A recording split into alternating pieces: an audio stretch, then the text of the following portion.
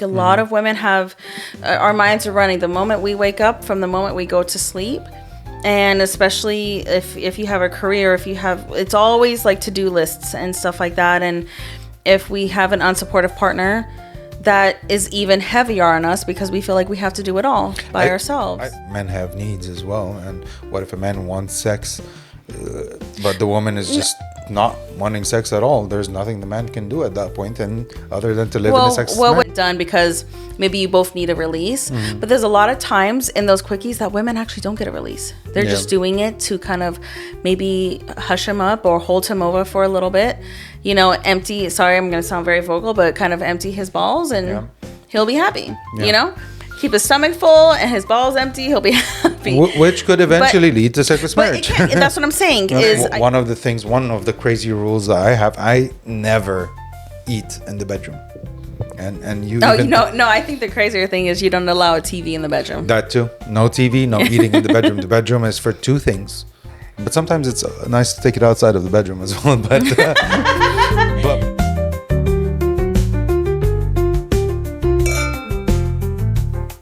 good evening and welcome back to Love, Sex, and Marriage on the Rocks.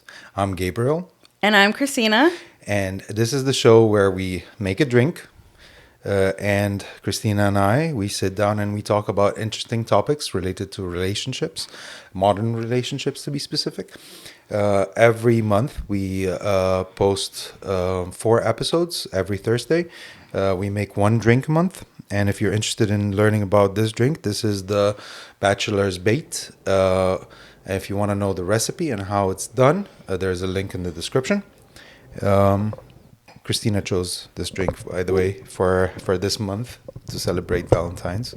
But yeah, today the topic is sex and marriage, or to be more exact, the lack of sex in marriage. So basically sexless marriage, the effects of it, the reasons for it, the importance of intimacy in marriage, and basically how couples deal with this or handle that. Now, luckily for Christina and I don't think we've hit that for any reason other than just being extremely busy and not having the time, which I think did affect our relationship and does until today affect our relationship when we don't make time for intimacy. We try and substitute for it in different ways, like flirting or pointing each other's attention to how we find each other attractive, or doing physical touch. For a couple like us that we're both working a lot, it becomes very difficult sometimes to find time. Add to that, now going off of us specifically, there are couples that don't even share a bedroom. And we had an episode about that, sleep divorce. If you're interested in that topic, check this episode. So what's your take on it? I'll let you start. Oh my goodness. Okay. Thankfully, unfortunately, I've never had to deal with a sexless marriage. So I can't have like personal or provide personal experience, but I've met and known people who've experienced that. So I feel like I can have a decent opinion on it. But you can also imagine. I can. Yeah. I can. I think it's one thing when you're having a sexless marriage, and it's because, like, even though you and I work together, we're literally together pretty much 24/7.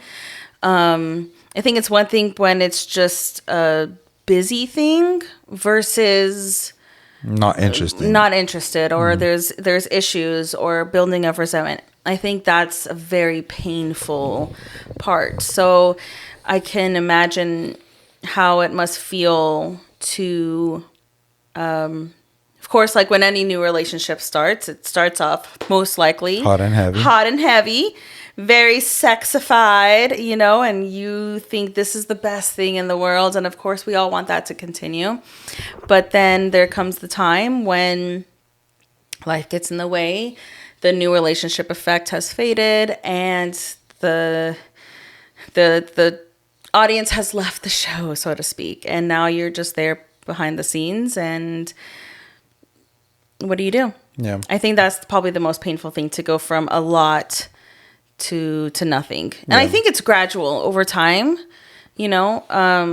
I do agree, because some relationships, and that's a tricky part, okay? Like, we sit here and we talk about relationships and all sorts of things, but let's make it very clear, we're not experts. We're talking from our perspective. All we're trying to do is show that conversations are possible. But we have to keep in mind that there are different types of relationships. Many There different are types. yeah, there are asexual people out there There are. who are not even interested in sex. And maybe if two people that are both asexual, Yeah. they can have a very successful marriage. One can imagine. Absolutely, but I think when people say a sexless marriage, it's not from the people where that's the if that is their norm and that works for them. Hey, who's to say to judge otherwise? them. But when it's sexless because of something negative, and you're no longer attracted to the person, or both parties just can't get along, that's, I think, what we're trying to truly pinpoint. What do you think some of the main factors or reasons for a marriage to start becoming sexless? Oh my gosh. From a female point of view. From a female point of view, oh my God. Well, you ask a woman, everything's connected. I think for one, I think a big factor as far as a woman goes is the mental load of, especially, I mean, we have kids, so I'll say that it's hard for me to come from a point of, someone with not kids, but I know some women who don't have kids who've hit points with a sexless marriage or a relationship. Okay, if you put it in bullet points for a woman, what are the reasons that could lead a woman Energy, to not want to have sex? Energy, hormones, depending on the time of month, and mental load, and insecurities. I think those would probably be the top four, or lack of attention. That is very interesting, because except for the last one that you just mentioned, those are all inward things. Those are all things that the man doesn't necessarily have control over. Like I was going to ask you, what about attraction? For But example? why does a man have to control it? What if, because what if a man, no, not what if a man, men have needs as well, and what if a man wants sex, but the woman is just not wanting sex at all? There's nothing the man can do at that point, and other than to live in a sexless what marriage. would the bullet points be for a man? Because I feel like a mental load would definitely be one of them. Yeah. So for a man, Put it in. it would be the opposite in a lot of sense. Like, Well, not it will be mostly external things, not internal things. Then put it into Okay. bullet points. All right. One would be the physical ability. Mm-hmm. And I guess that's inwards, but it's still something that a man doesn't necessarily can control, and that's the equivalent of hormones with women. And I don't think majority of men have an issue with that. Maybe older men, but majority of men don't necessarily have an issue with that. The second thing would be attraction, and I think that would be a major big thing for a man. If a man is not attracted anymore to his partner, he might not be interested in sex. So is that more internal or is that more That's external? external. That's external for sure.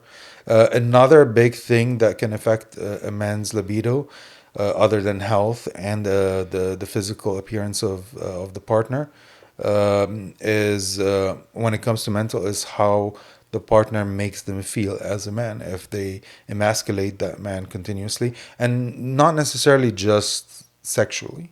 You can emasculate your partner in many ways that are not sexually. True, but Yeah. also a woman's insecurities and lack of attention could also be put onto the partner. Perhaps her partner created those insecurities for her, or maybe not created, but even just exemplified, or lack of attention. He could be giving her lack of attention, which is an external. Yeah. So it's interesting how you try to be like, well, all of women's issues are internal, but men are all external. But I would, I'm just saying, I would like, argue with that. No, you can't argue with that. I 100% agree.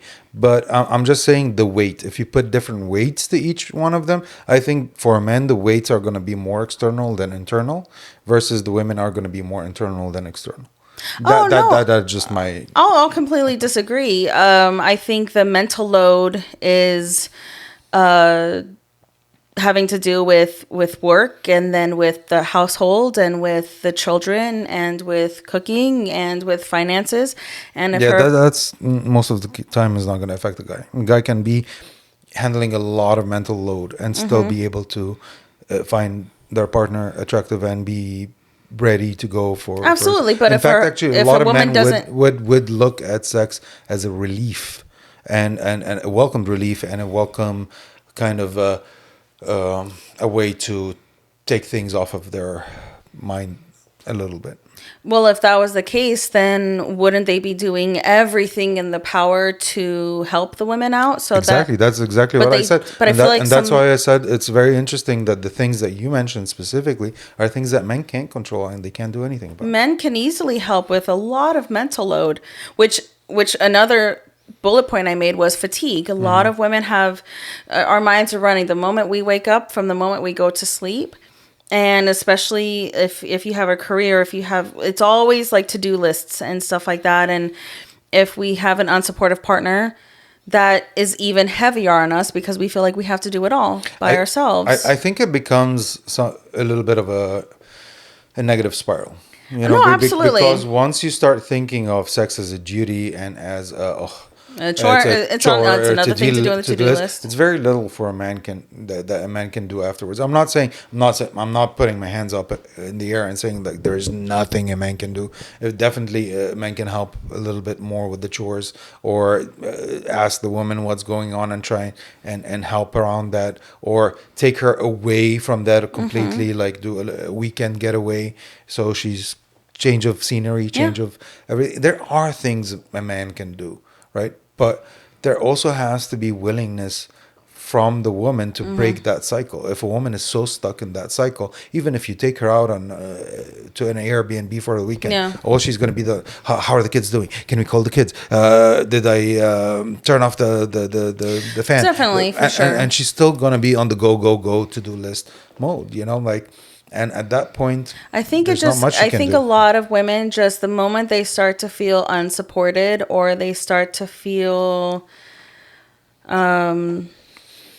less desirable, or if they feel like they can't step into their femininity and they have to take on the role of a man and they have to be more masculine, automatically it kind of just...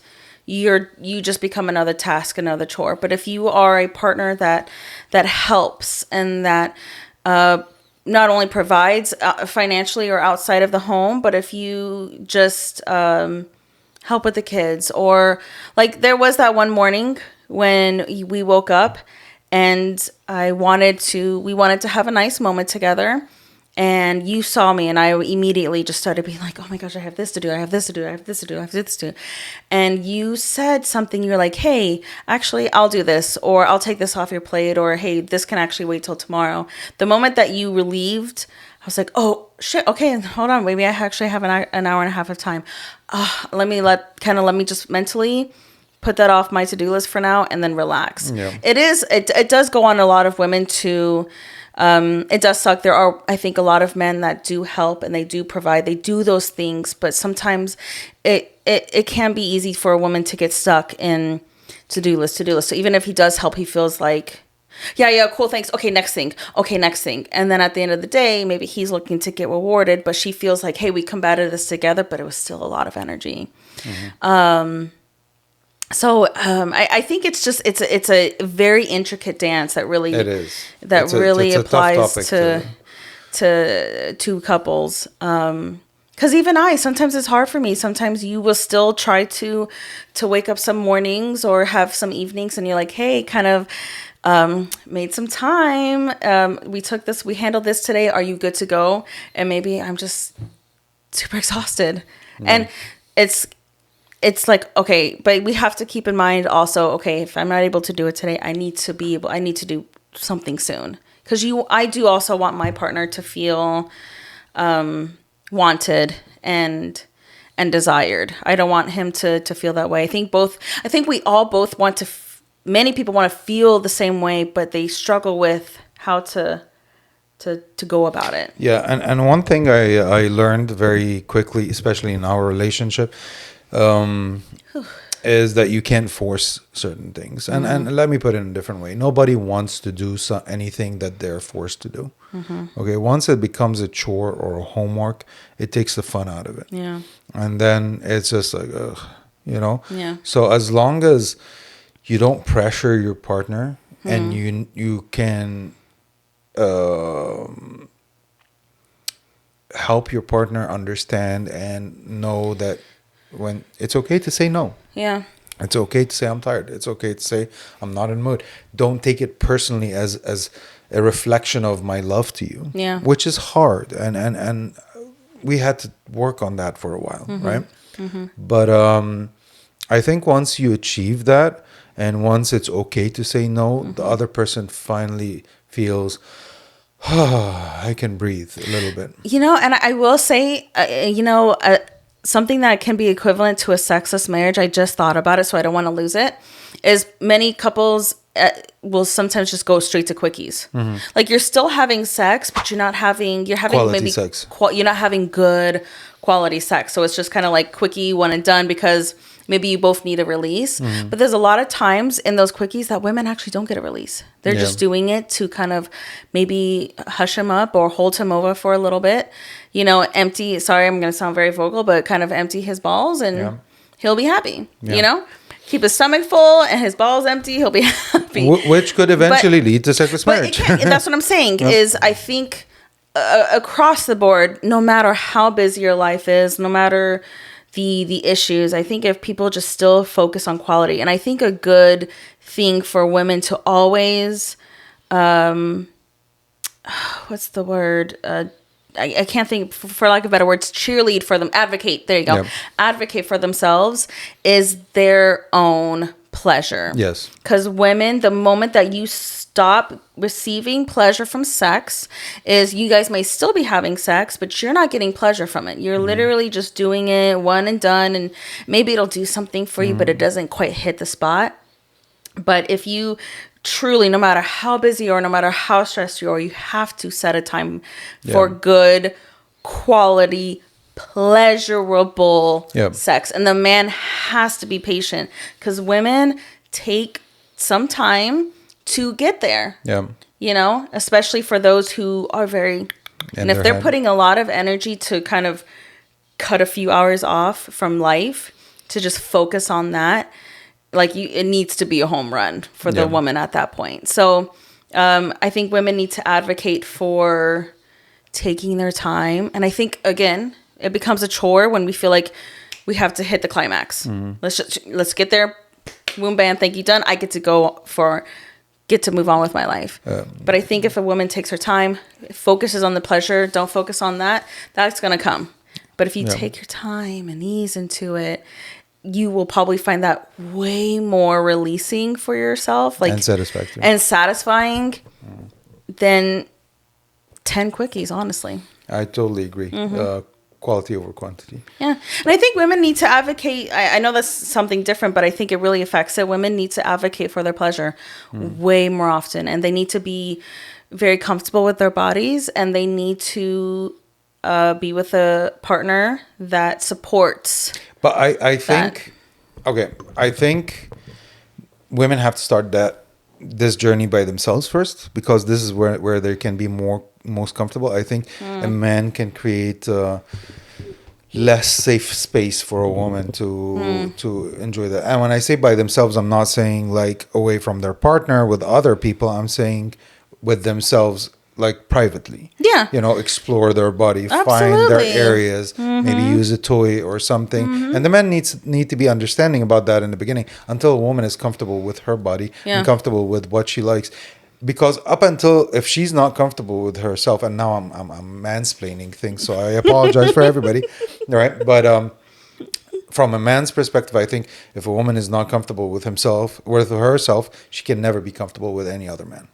No, there's no man in the world, no matter how amazing they are, that can actually be able to satisfy her if she's not. We did open to watch it. that show. I think it's on Amazon Prime. It's called Good Sex. We watched. I think I watched a few more episodes than you did. I think we got busy, but then I watched a couple more after that. But a lot of the women in there, they found them like there was so many distractions in the bedroom. But once it's really fascinating how each couple kind of has the same core issues. Which is quantity over quality. But there was a lot of women in there who would be like, they would be performing yeah. like it's good and they're enjoying themselves. But in actuality, they really weren't. They were still too stuck in here. And the husband's doing his best. And the husband only knows so much, or the partner only knows how. Going off of her, she sounds like... we don't know that much, to be honest. She sounds like she's enjoying it. Why not? Yeah. So I think, again, it always boils down to communication and honesty. If, some men will go in diving deep and too fast, too hard. Like, no. Yeah. And I think, like you said, a woman, like even if women do that to themselves, we don't even find that pleasurable. Yeah. So it's voicing for your pleasure and gravitating and guiding the partner to what really satisfies you. And since you're talking to women, I'll talk to also men out here. And that's something that a lot of men struggle with, is differentiating between sex and intimacy and the gray lines in between, right?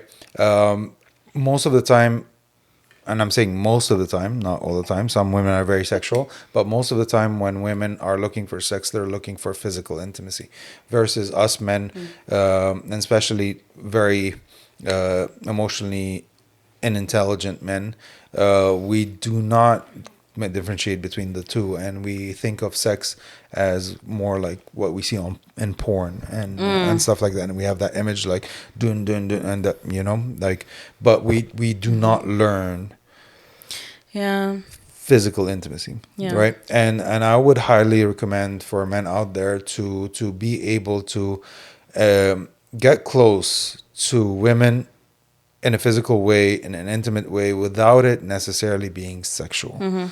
And I know that could be cryptic to a lot of men. Trust me, I've been there.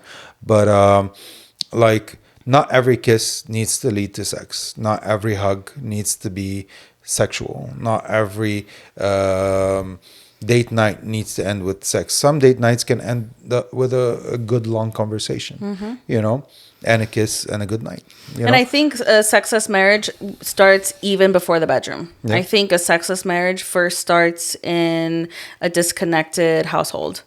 I think that for women, we are not light switches. We get turned on before the bedroom. Yeah.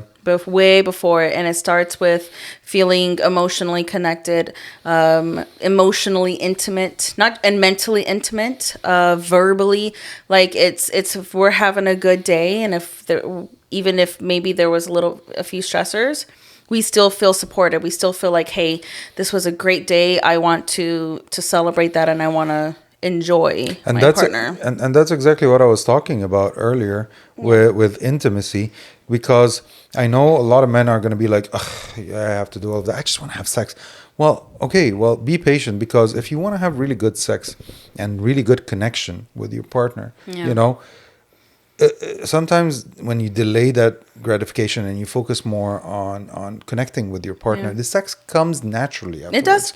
And it's the best sex that you can have, because after you've opened up and you've had that conversation, or you had a drink, or you laid in bed and you just hugged each other, or made out an extended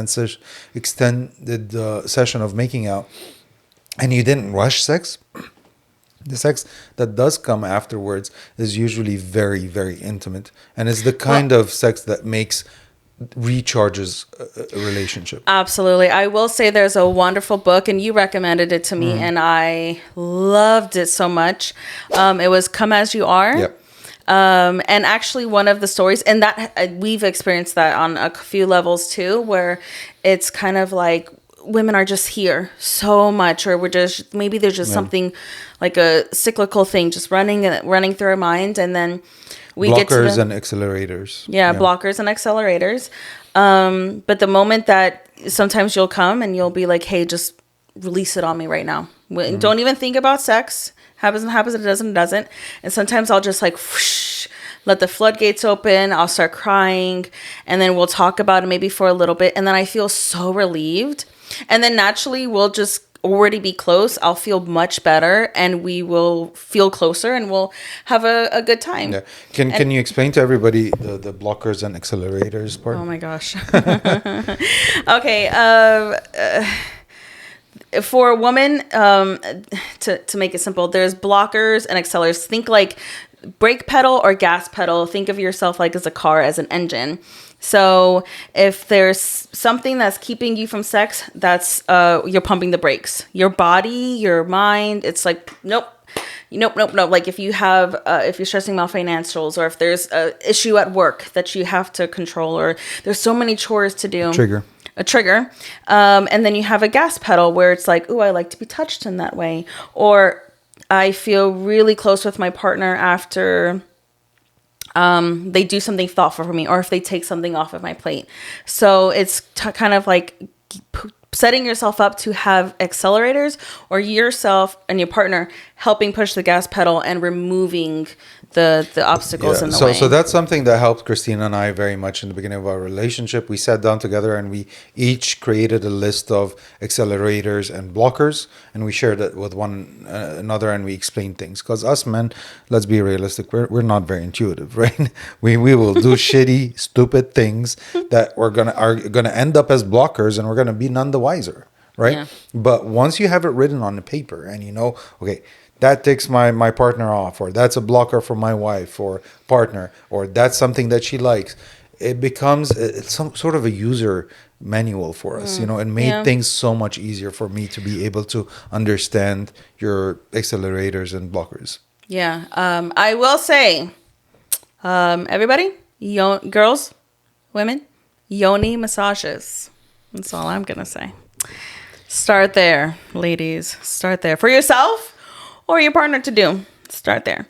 But I will say for both sides, I don't, because like it's all right. Women may have their own, but men have blockers too. Men have their own things that contribute to it.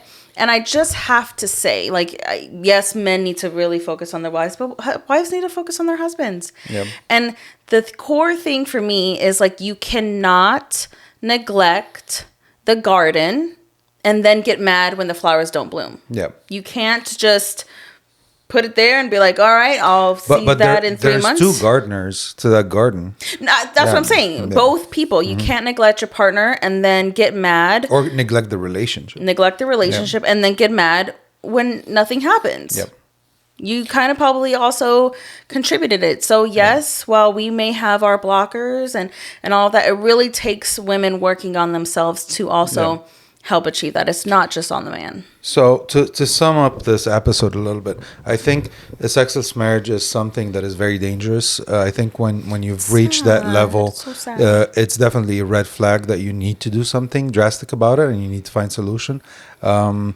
To confirm that, let me ask you a question. Would you be satisfied with a sexless marriage? No, I would not. I wouldn't either.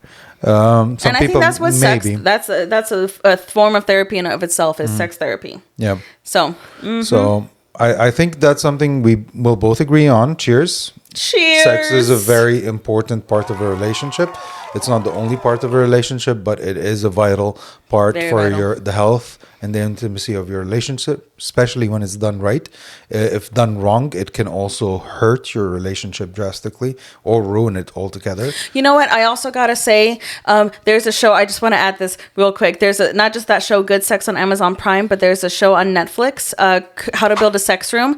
And I think so many couples, what aids to a sexless marriage is they've unsexed the bedroom. Like, there's clothes maybe all over the bed, or there's, it's just in disarray. Or a baby in the room. Baby in the room, or kids stuff. Like, you have to sexify your bedroom again. Or at least make it comfortable to where naturally stuff can happen. Yes, I totally agree. I think the bedroom should always be there's a sanctity of the bedroom, and the bedroom should always be a sacred place for the couple. The minute that you're gonna start involved, I know we all love our kids. Christina and I, we have 4, right? Everybody loves their kids, but the minute that you're not going to create boundaries for your marriage, right? This is our bedroom. You kids are not allowed here. You do not sleep with us. Your toys shouldn't be in here. You know, you need to create some sacred boundary for you and your partner. This is your hideout. This is where you go. Like sanctuary. One of the crazy rules that I have, I never eat in the bedroom. And you no, I think the crazier thing is you don't allow a TV in the bedroom. That too. No TV, no eating in the bedroom. The bedroom is for 2 things: sleeping and sexy time. That's it. You know, or changing your clothes or whatever, but that's it. And we've always had that with our bedroom. It's been sacred like that. So but sometimes it's nice to take it outside of the bedroom as well, but but I mean, like, in general, that's where I mean, sometimes if we're both feeling sick, we'll bring the laptop in the room and watch a movie or something. For sure. And it's definitely helped. Yeah. Sorry, I just had to add that in there. Unsexify your room. All right. Well, cheers again. And you can take it away. Yes. Thank you for watching this episode of Love, Sex, and Marriage on the Rocks. Gabriel and I had a wonderful time talking with you. Is this something you've experienced? Do you have any pointers that you'd like to add? Keep the conversation and feedback down below. We'd love to hear about it. Comments, liking the video, subscribing. Truly helps everything. It supports our channel since this is something we do all by ourselves, and we post every Thursday, like Gabriel said in the beginning. So we would love to just keep the conversation going. Please let us know if there's any topic you'd like us to hit. I don't think anything's off limits. So we will see you guys on the next one. Thank you so much for watching, and we'll see you guys on the next one. Cheers.